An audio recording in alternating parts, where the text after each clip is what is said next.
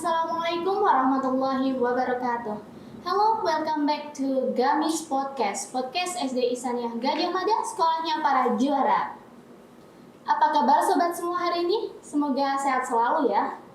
Oke, untuk acara podcast hari ini kita kedatangan tamu spesial dari Universitas Pancasakti Tegal, khususnya program studi bahasa Inggris ya, Bapak Ibu ya.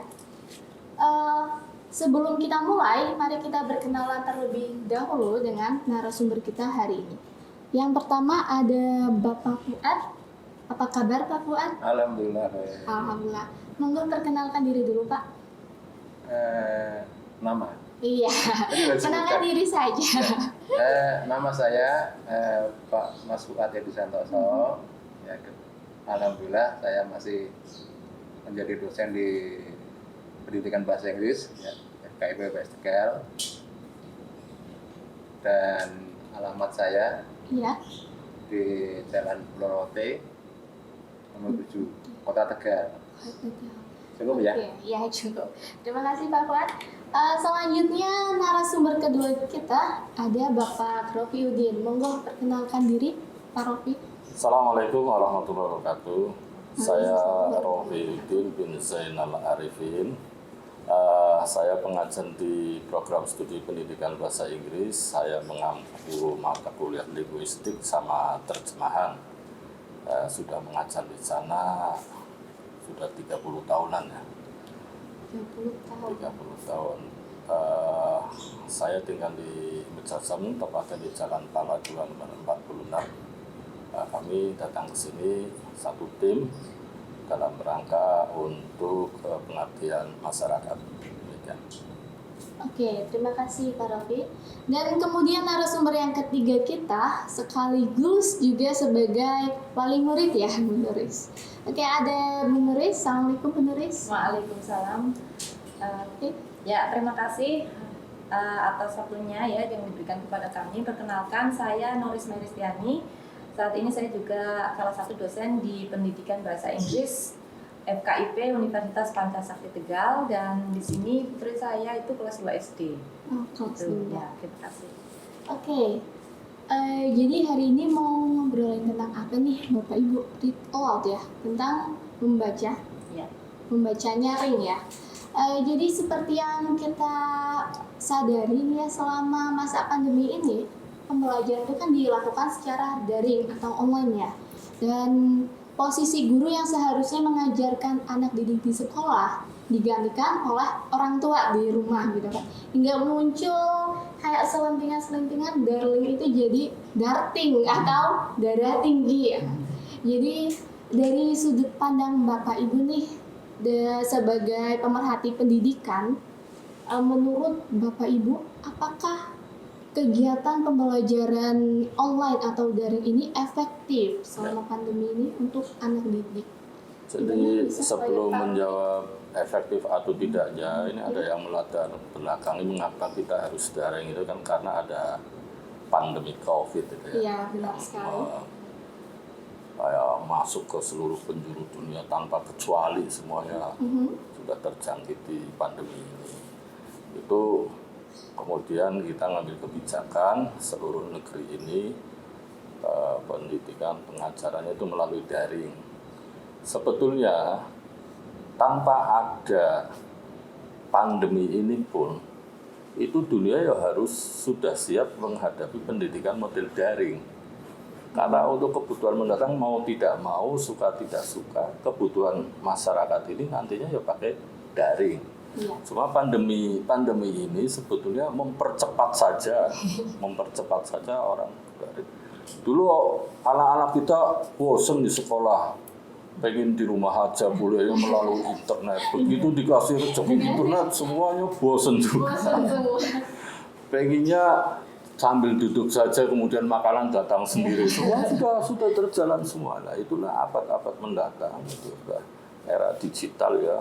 4.0 ini kita sudah satu keniscayaan bahwa daring itu kebutuhan semua orang. Cuma masalahnya karena ini baru buat kita, maka kita ya masih tergagap-gagap.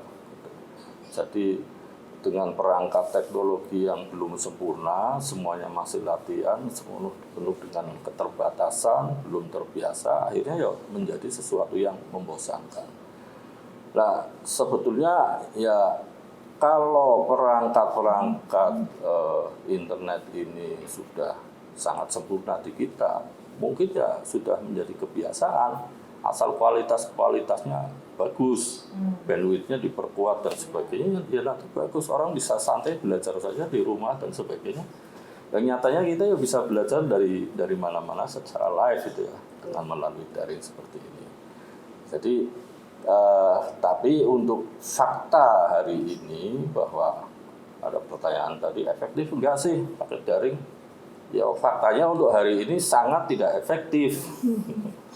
Pak, tapi ini nanti kebutuhan manusia mendatang ya akan seperti ini, baik sekolah maupun kuliah maupun rapat dan sebagainya, itu semuanya akan pakai daring atau setidaknya bisa jadi nanti 50-50. Nah, bahwasanya pendidikan itu kadang-kala yang kita rindukan inginnya tatap muka langsung dengan guru, siswa ingin ke sekolah, itu juga bagus, tidak boleh ditinggalkan sama sekali gitu ya. Jadi semuanya mestinya saling mengisi. Cuma karena ini memang sudah 1 tahun ini kita juga nggak bisa memprediksi kapan akan selesai. Ya jalani daring seperti ini dulu sambil meningkatkan kualitas pendidikannya melalui daring ini. Jadi kalau sekolah, saya nggak bisa membayangkan sekolah-sekolah yang di desa dan sebagainya dengan media yang sangat terbatas ya. Kita dipaksakan mendengar pun grandet-grandet, melihat juga susah dan sebagainya. Itu mungkin yang di desa-desa sangat tidak efektif.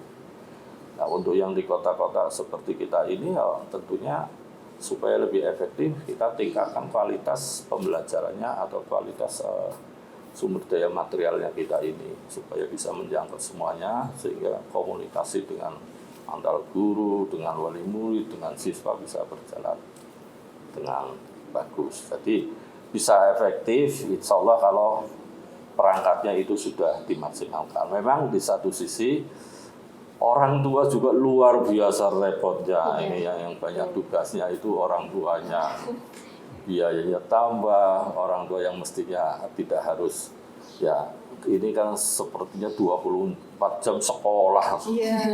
Belum ngurusi suami, anak yang lain, ngurusi pekerjaannya sendiri. Jadi memang luar biasa repotnya. Tapi intinya fakta kita sekarang seperti ini. Jadi saya berharap pada pihak-pihak pengelola pendidikan dan sekolah, guru-guru dan semuanya seyogyanya bisa secara efektif menarik ya, biar orang tuanya juga sekaligus tertarik, oh ternyata belajar juga enak gitu. Tidak pembebanan pada siswa yang akhirnya pada diri sendiri, tapi bagaimana orang tua ketika dilibatkan itu menjadi lebih, oh ternyata ilmu sekarang menarik gitu. Ada barang-barang yang semuanya baru. Kurikulum dulu dengan sekarang kan beda, kurikulumnya orang-orang tua itu dengan sekarang jauh berbeda, maka itu sesuatu hal yang mestinya menarik. Nah, bagaimana membuat mata pelajaran-pelajaran ini semenarik iklan TV, semenarik telenovela, semenarik drakor misalnya. Seperti itu. Kalau sudah menarik, ibu-ibu malah lebih seneng itu. Oh, menarik lah, ini tugas sekolah, tugas para perancang kurikulum dan sebagainya untuk menjadikan semuanya menjadi lebih menarik sehingga tidak membosankan baik bagi siswa maupun bagi orang tua. Cuma saya tidak tahu lah, kalau saya pribadi sah-sah saja misalnya untuk mengatasi kejenuhan siswa atau orang tua ya seminggu sekali datang ke sekolah, ada forum di sekolah yang non formal sifatnya gitu. Nah, ya ada acara-acara di sekolah sifatnya non formal, tapi juga dengan pembatasan itu protokol, artinya pelaksanaan protokol itu tetap jalan. Kalau sekolahnya begitu masuk pintu gerbang ada cuci tangan, suhu badan dan sebagainya, itu kan ya aman. Dan untuk berikutnya orang menjaga kebersihan luar biasa, hati-hati. Ya, dan juga membawa masyarakat khususnya wali murid iksannya dan guru-gurunya ini ya bahwa kita nggak berdaya sebetulnya, lemah. Semuanya harus bermohon kepada Allah Ta'ala. Semuanya itu ketentuan Allah Ta'ala. Kita hanya ikhtiar saja. Saya kira itu efektif tidaknya tergantung pada bagaimana kita mensikapinya, dan ini bisa efektif ya, kalau kita tingkatkan terus-menerus kualitas dari penyiaran kita, kualitas dari pembelajaran kita melalui daring ini. Dan sampai kapanpun, saya nggak tahu ini sampai kapan, tapi tidak ada COVID pun pembelajaran ke depan akan seperti ini. Saya kira itu pendapat saya. Oke, Pak Taufik. Kemudian sesuai dengan tema kita hari ini ya Pak, read aloud dari orang tua untuk anak. Nah, sedangkan anak-anak kelas 1 itu kan baru mulai belajar membaca ya Pak. Nah, jadi gimana seharusnya orang tua membimbing anak-anaknya khususnya dalam konteks membaca gitu? Ya, kita sebagai wali murid yang menitipkan anak-anak kita di sekolah-sekolah Islam khususnya, itu kan tentunya punya tujuan yang dapat plus, nilai plus, tidak seperti di sekolah-sekolah umum. Jadi saya kira kalau plusnya di sini ya pemahaman nilai-nilai diniyah agamanya. Jadi mengapa membaca? Ya karena ini perintah Allah kepada Nabi, yang pertama itu membaca. Nabi Muhammad sendiri orang yang ummi. Ya, beliau tidak bisa baca tulis, tapi kok diperintahkan membaca. Wahyu pertama ya Iqra. Bacalah. Jadi ini menunjukkan betapa pentingnya membaca. Ini harus segera diajarkan sedini mungkin kepada anak-anak kita dengan modal kemampuan membaca. Nah, nantinya bisa menguasai dunia.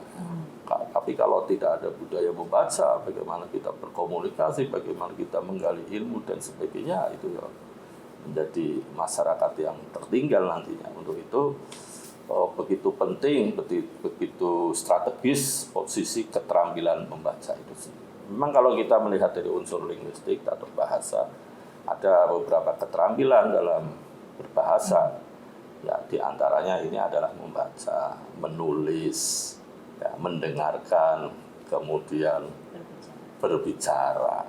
Empat keterampilan ini harus semuanya diajarkan secara baik sehingga kita akan melahirkan generasi yang mampu menyerap ilmu pengetahuan dengan praktis, efektif, dan bisa mengaplikasikan pada masyarakat pada masa-masa mendatang demi kemajuan dan ya, harkat martabat negeri ini. Jadi membaca buat anak-anak itu luar biasa pentingnya. Untuk ini orang tua harus ya fokus betul-betul menguatkan bagaimana membaca. Biasanya kalau anak-anak itu ya dimulai dengan reading aloud ya. Nah, reading aloud, membaca secara keras-keras itu. Kemudian anak-anak meniru-niru, mengimitasi dan sebagainya. Jadi kalau sudah usianya beranjak lebih dewasa lagi, ya bisa memahami atau comprehension, how to comprehend a sentence dan sebagainya, a text. Jadi membaca bagaimanapun anak-anak itu perlu dipajarkan pada anak-anak sedini mungkin, mulai dari membaca secara keras berulang-ulang, kemudian kalau bisa sumber bacaan itu atau materi bacaan itu ya yang menarik, yang sesuai dengan dunia anak-anak. Kalau tidak sesuai dengan usianya, dengan alam pemikirannya, ya anak-anak ya tidak klik gitu ya, tidak nyambung. Ya cerita-cerita bacaan yang menarik buat anak-anak. Ya kalau kita waktu kecil itu biasanya cerita dongeng-dongeng yang menarik. Tapi dia bisa. Tapi kalau itu bagus juga, saya sejak kecil kalau mau tidur itu orang tua itu memberi bacaan-bacaan atau diceritakan, melihatkan bukunya yang bentuknya komik dan sebagainya. Itu bisa kisah para nabi. Itu luar biasa sampai sekarang melekat, nggak hilang-hilang gitu. Ya di samping kancing nyolong timun, yang itu nggak ada nilainya pun melekat sekali. Apalagi kisah para nabi, para sahabat dan sebagainya. Ya, penciptaan alam itu kalau divisualisasikan sekalian itu juga bagian dari membaca. Jadi hasilnya akan bagus insya Allah karena anak-anak kita tertarik. Jadi membaca itu bagian dari permainan anak-anak kita. Tapi kalau membaca itu bagian dari pembebanan kurikulum, pelajaran dan sebagainya, ya tentunya menjadi hal yang membosankan. Saya kira itu sumber-sumber bacaan yang menarik sesuai dengan perkembangan usia anak. Gitu. Oke. Ini jawaban saya kepanjangan nih. Habis waktunya. Oke, berarti orang tua harus selalu mendampingi, membimbing anaknya untuk membaca ya. Iya. Oke, mungkin selain memberikan bimbingan atau stimulasi, orang tua itu harus melakukan apa lagi gitu untuk mendukung literasi Ya. anak. Mungkin gantian. Saya kira gantian ya. Saya mau gantian ke Papua atau Monggo Pak Wan. Apa tadi pertanyaannya? Kegiatan apa lagi selain membimbing anaknya dalam membaca itu untuk meningkatkan kemampuan literasi anak mereka? Ya, terima kasih. Jadi tadi udah banyak dijelaskan oleh Pak Nurdin ya. Saya hanya menambahkan saja ya bahwa memang kita sebagai orang tua sebaiknya harus bisa menanamkan budaya baca sejak dini. Jadi menanamkan budaya baca sejak dini kepada anak-anak kita. Supaya nanti ketika anak-anak kita dewasa itu sudah terbiasa dengan membaca. Kemudian kita sebagai orang tua, menurut hemat saya itu sebaiknya kita memfasilitasi anak-anak kita, ya, supaya mereka senang membaca. Ya, bagaimana caranya? Ya kita membeli buku-buku ya yang menarik gitu kan, yang anak-anak itu senang dengan buku itu sehingga mereka dengan sendirinya termotivasi untuk membaca. Ya, kalau mereka belum bisa membaca, ya kita membacakan dulu ya, dibacakan dulu bukunya, ya, sehingga mereka senang membaca. Kemudian mungkin yang lain lagi yaitu mungkin di rumah sebaiknya juga ada perpustakaan ya, perpustakaan keluarga. Ya. Jadi perpustakaan keluarga yang bukunya itu khusus untuk buku anak-anak gitu loh. Jadi mereka akhirnya kan hobinya itu membaca. Tadi udah banyak disampaikan ya bahwa anak-anak kan senang cerita ya, sehingga mungkin bukunya bisa dengan anak-anak yang isinya itu cerita. Tadi juga kalau kita lebih apa, kita kan sebagai di sini kan SD, sana kan SD yang basic agama gitu kan, maka ya cerita-cerita yang misalkan Nabi gitu kan, kisah Nabi, kemudian kisah anak soleh ya solehah gitu. Bagaimana kita berbakti kepada kedua orang tua itu sangat amat penting ditanamkan sejak dari dini. Ya. Salah satu dengan membacakan buku-buku tentang Ya, kisah-kisah dibacakan itu. ya supaya mereka termotivasi untuk membaca dan nanti bisa membaca. Ya. Oke, jadi buku-bukunya tadi yang bisa disediakan orang tua di rumah itu bisa meliputi kisah Nabi, terus kisah anak soleh misalnya gitu ya Pak, macam-macam seperti itu. Ada tambahan Pak mungkin? Ya, buku? itu mungkin kita harus bisa memfasilitasi anak-anak tadi ya. Jadi di rumah itu ada perpustakaan keluarga. Misal bukunya apa saja Pak? Bisa dikasih contoh dia? Bukunya tadi banyak dibaca nanti Bu Nurus yang oke. Contoh-contohnya bisa Iya. disampaikan nanti. Ya mungkin gitu ya saya. Oke, terima kasih Pak Fuad. Selanjutnya kita lanjut ke Bu Nuris ya Bu. Jadi tadi kan baru nyinggung tentang membaca itu sendiri ya Bu. Untuk read aloud-nya kita belum ada gambaran sepenuhnya gitu. Jadi read aloud itu gimana sih, kegiatannya apa aja?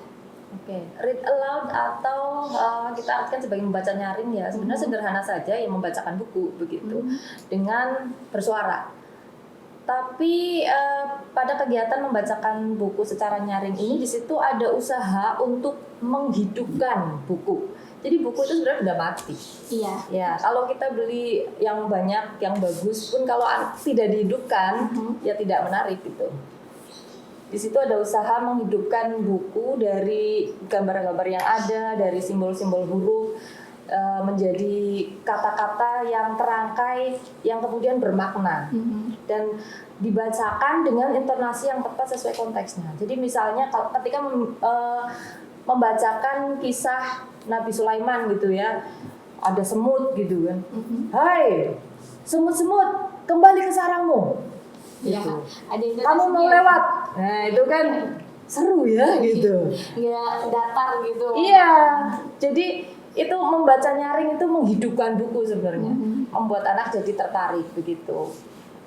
Maka yang di sini kami ingin sharing ke orang tua adalah bagaimana membaca itu bisa menjadi menyenangkan dan menjadi bagian dari kegiatan pembelajaran di rumah. Karena kalau online terus mengerjakan tugas sekolah tuh kayaknya beban sekali. Iya. Gitu kan. Nanti akhirnya ke TV lagi, ke YouTube, ke HP lagi. Akhirnya budaya membaca akan sangat sulit ditanamkan. Jadi coba kita ambil alternatif lain supaya bisa di sini melibatkan orang tua gitu. Jadi membaca nyaring itu seperti itu. Lebih kepada bagaimana buku itu hidup. Jadi bisa dinikmati anak-anak. Gitu. Ya, kalau tujuan dan manfaat membaca sendiri itu sebenarnya apa menurut Bu Nuris? Ya, tujuan ini perlu digarisbawahi ya. Jadi membaca nyaring itu berbeda dengan mengajari anak membaca. Nah, biasanya kalau ibu-ibu yang anaknya mau masuk SD itu udah mulai galau gitu. Aduh, anakku belum bisa baca. Ini sudah bulan Januari, besok Juli sekolah gitu ya. Gimana nih? Biasanya kemudian dileskan gitu. Tapi kalau dileskan atau diajari membaca itu tujuannya adalah untuk bisa baca. Tapi kalau kita ingin menanamkan kebiasaan menumbuhkan minat baca itu di sini membaca nyaring tujuannya adalah membuat mereka tertarik, menumbuhkan minat baca. Jadi berbeda dengan membaca latihan menghafalkan huruf kemudian mengeja, itu berbeda. Di sini tujuannya lebih kepada menumbuhkan minat baca anak supaya dia itu suka gitu. Tapi dengan bantuan orang dewasa. Gitu. Jadi perlu digarisbawahi, saya bacain anak saya dari kecil kok sekarang belum bisa-bisa ya. Nah, bisa membaca itu juga kemudian proses ya, jangan dibuat instan. Maka nanti akan seperti gelas yang disiram air panas, bisa retak dia. Habis itu tidak bisa menampung air lagi. Tapi kalau dengan membaca nyaring itu prosesnya alami, kemudian step by step gitu ya. Kemudian mereka akan siap masuk ke teks yang biasanya ada di sekolah begitu. Jadi tujuannya itu lebih ke menumbuhkan minat baca, sukanya gitu ya, bukan semata bisa baca gitu. Terus untuk orang tua tahu tidaknya anak tertarik dengan buku tersebut itu ada ciri-cirinya nggak kira-kira? Mungkin dari rentang usia kan berbeda ya. Misalnya kalau dibacakan sejak bayi, sejak bayi itu bayi kita lihatnya nggak bisa apa-apa gitu ya. Tapi kan kita ngobrol sama bayi, ya itu sama saja.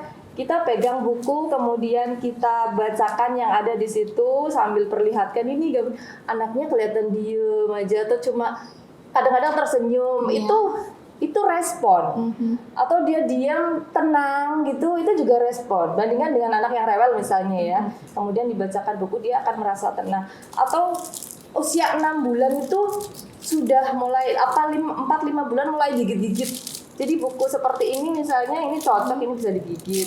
Atau ada stimulasi suara. Nah, ini juga kalau ke anak ompol nggak apa-apa, bisa dicuci. Jadi yang lebih utama adalah bagaimana interaksinya gitu. Ini bayi nggak bisa baca, ya nggak apa-apa, karena tujuan kita tadi biar anak gemar membaca. Gitu. Nah, makanya di sini ada suara, bisa digigit, kemudian ada warna-warni seperti ini gitu. Respon anak itu bisa hanya sekedar meremas gitu, menggigit, itu tidak apa-apa. Kita tetap bacakan. Atau usia yang 1 tahun udah mulai lari-lari gitu ya. Nggak apa-apa, bisa dibacakan buku-buku yang di situ juga aktif. Misalnya ada monyet yang bergelantungan gimana ya, terus nanti dia menirukan. Itu respon gitu. Kemudian kalau 2 tahun itu sudah bisa mulai menirukan. Menirukan kalau anak itu kadang kalau yang anak kinestetik juga bisa menirukan dengan seluruh tubuhnya. Jadi kelinci lari-lari, ya dia bisa lari gitu. Itu respon. Iya. Ya, jadi kita bisa tahu bagaimana anak merespon buku itu dengan berbagai cara gitu ya, seperti itu. Jadi beda-beda. Oke, itu tadi kalau anak sudah dikenalkan dengan buku sejak dini. Sedangkan kan tidak semua orang melakukan hal tersebut ya Bu. Ada juga orang tua yang kasusnya baru mengenalkan buku bacaan, baru mengajari anak untuk membaca itu ketika kelas 1 SD. Nah, jadi kira-kira jika anak tersebut itu tidak tertarik dengan buku bacaan atau kegiatan membaca itu sendiri, apa yang harus dilakukan orang tua, Bu? Wah, ini tantangan banget ya. Cuman dari pengalaman saya mengundang anak-anak tetangga, ya, baca buku bareng anak, itu tidak ada yang nggak suka buku gitu. Jadi yaitu orang tua menarik hati, jadi ya mencuri perhatian mereka itu gimana caranya? Pertama, anak boleh milih sendiri buku mana yang kamu suka, mau ini gitu. Kemudian kita ajak masuk ke situ, bikin dia penasaran atau curious gitu. Ini gambarnya bagus kan? Ini cerita tentang apa? Kamu tahu nggak ceritanya gitu. Terus aku udah tahu, pernah diceritain. Terus ayo kita coba lihat, masuk, kita coba baca gitu. Nah di situ kita mencoba mencuri perhatian dengan pertanyaan misalnya, dengan interaksi begitu. Kemudian dibuka bagian yang menarik buat si anak gitu. Jadi penasaran, kita buat dia penasaran dengan buku yang tertarik. Kemudian seperti tadi kita hidupkan, maka anak manapun yang sebelumnya belum dibacakan buku, dia pasti akan tertarik.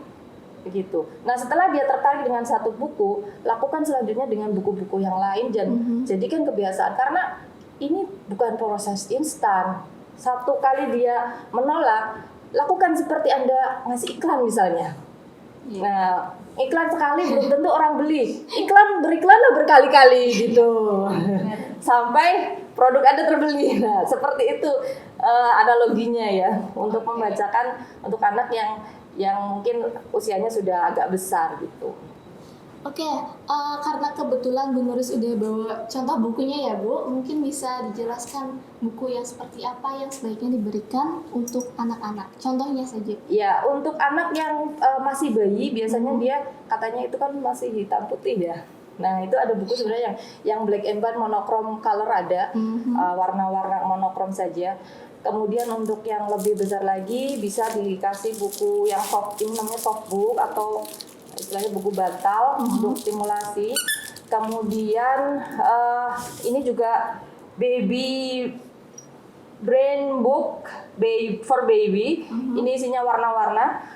Nah ini kalau anaknya sudah terbiasa dari kecil, nanti ketika dia mulai bisa berbicara, ya mana merah, tunjuk aja itu udah respon. Ya. Mana yang putih? Sini. Mana yang kuning? Ini. Jadi respon dengan physical respon itu juga dia berarti paham dengan buku itu. Kemudian ini buku yang interaktif sekali. Jadi setelah ada cerita, kemudian di sini ada bisa diskusi ya, orang tua dengan anak. Seandainya semut dan belalang bertemu dengan kupu-kupu, apa yang akan terjadi? Ayo, gitu. Ini kan kita sudah familiar dengan semut dan belalang ya, tapi selalu ada bagian yang tidak terduga gitu. Itu yang membuat mereka tertarik. Kemudian ada juga 3D ya. Nah, ini buku 3 dimensi. Iya, jadi ini isinya tentang ajakan menanam. Nah, jadi kita sebenarnya juga bisa menasehati anak lewat buku. Iya. Ini 3 dimensi. Ada lagi ini yang pop up. Ya. Nah, misalnya jadi ini anak-anak lebih tertarik kisah Nabi dan Rasul. Oh. Itu. Jadi kalau buka ini Nabi siapa ya yang ditaruh di api tapi nggak kebakar. Tahu? Iya.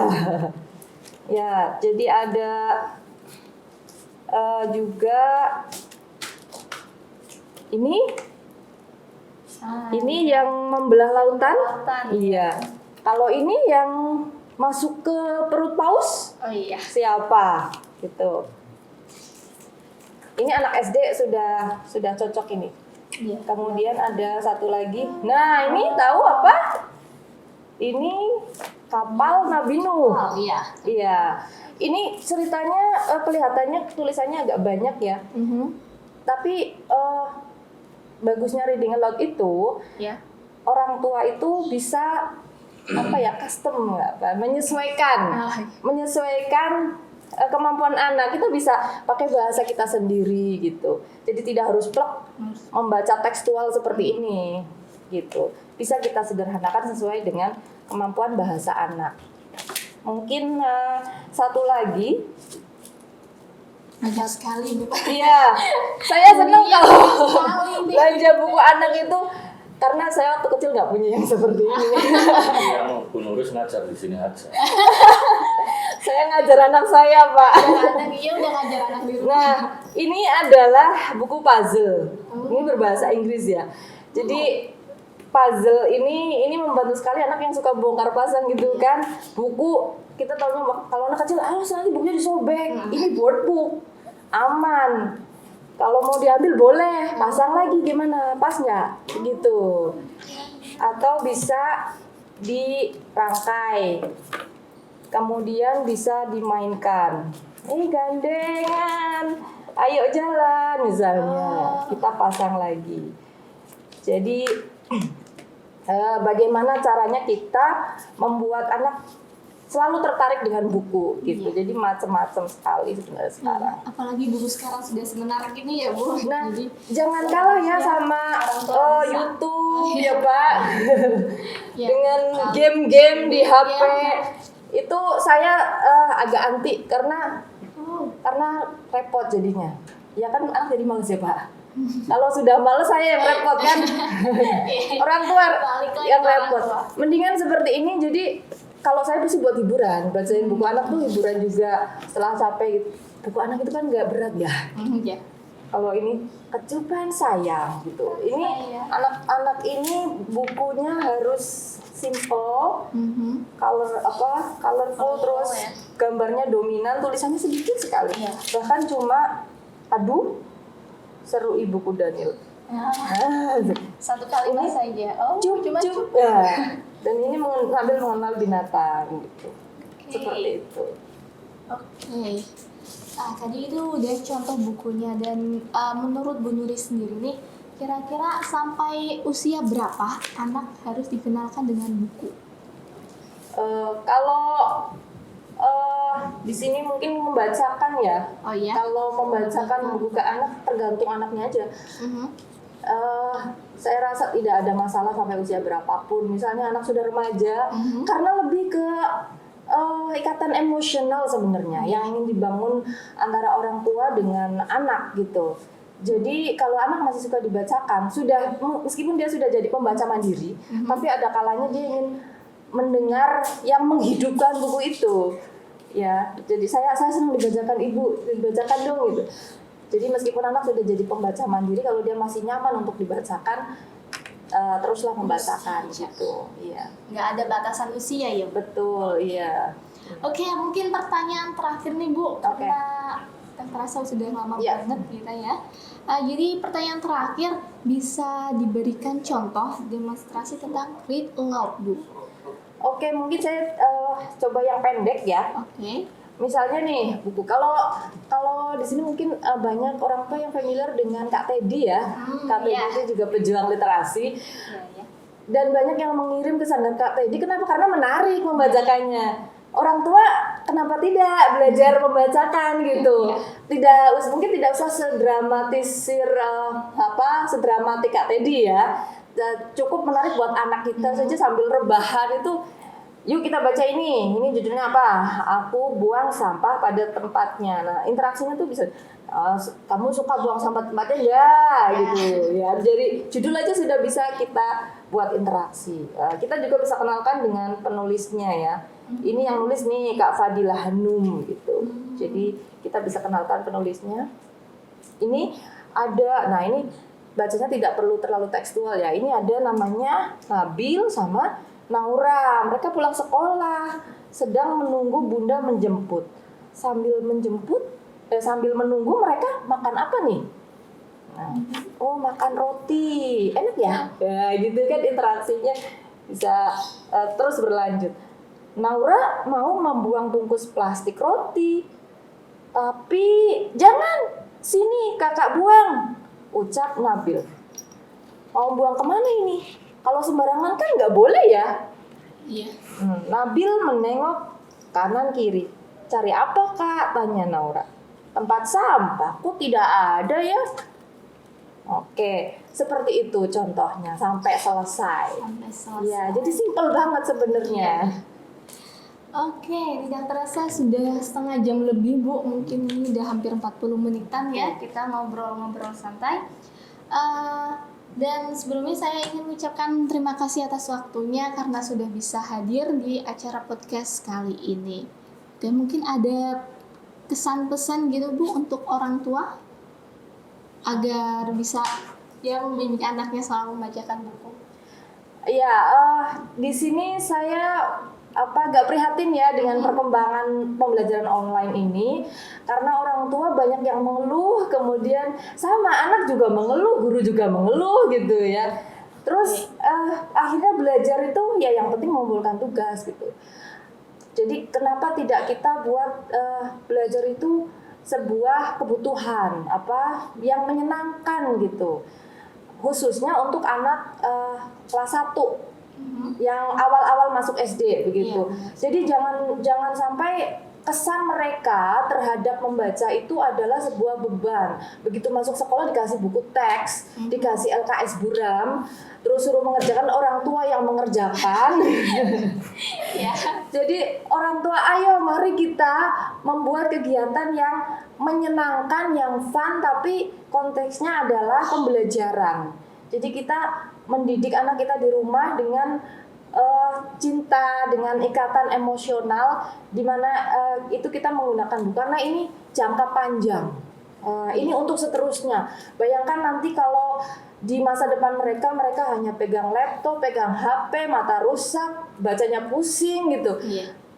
Ini kelihatannya tradisional, tapi justru ini sangat alami ya. Ini sangat menyehatkan sebenarnya bagi jiwa dan raga gitu.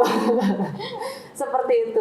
Jadi mari kita rutin membacakan buku untuk anak-anak. Oke, terima kasih. Oke, Sobat Gamis, tidak terasa sudah hampir 1 jam malah ya kita ngobrol bareng dengan narasumber kita yang kebetulan hari ini spesial dari Universitas Pancasakti Tegal. Dan untuk terakhir, saya ingin mengucapkan jangan lupa untuk terus menerapkan protokol kesehatan, menjaga jarak, memakai masker, mencuci tangan, dan menghindari kerumunan. Terakhir, saya Aurora Sakinatul Haq sebagai host hari ini undur diri dan wassalamualaikum warahmatullahi wabarakatuh. SD Isania Gajah Mada, sekolahnya para juara. Oke, terima kasih.